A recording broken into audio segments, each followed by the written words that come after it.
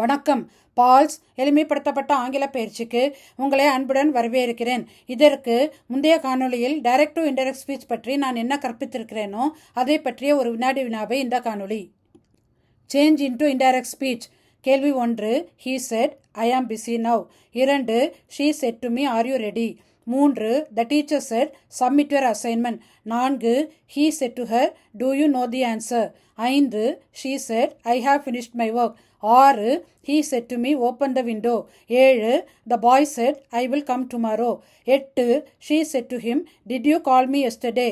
9. The officer said, close the door. 10. He said, what are you doing? 11. The teacher said, planets revolve around the sun. விடைகளை பார்ப்போமா? 1. He said that he was busy then. 2. She asked me if I was ready. 3. The teacher told the students to submit their assignment. 4. He asked her if she knew the answer. 5. She said that she had finished her work. 6. He told me to open the window. 7. The boy said that he would come the next day. 8. She asked him if he had called her the previous day. 9. The officer told them to close the door. 10. He asked what I was doing. 11. The teacher said that planets revolve around the sun.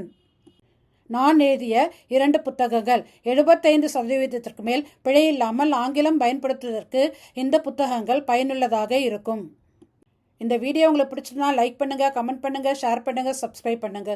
அடுத்த காணொலியில் உங்களை சந்திக்கும் வரை உங்களிடமிருந்து விடைபெறுவது உங்கள் doctor Amudha Dinesh. நன்றி.